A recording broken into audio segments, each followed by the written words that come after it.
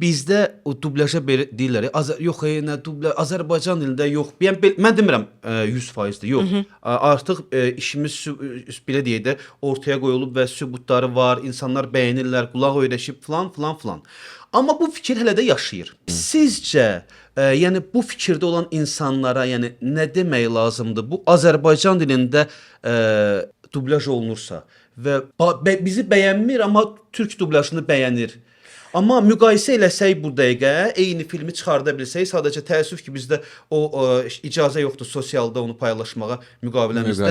Yəni müqayisə eləyə bilsək, inanın ki, yəni bir qram belə geri qalmırıq. Axı, sən necə onu bəyənirsən, onların özünkü onu bəyənmir, sən Azərbaycanın onu bəyənirsən.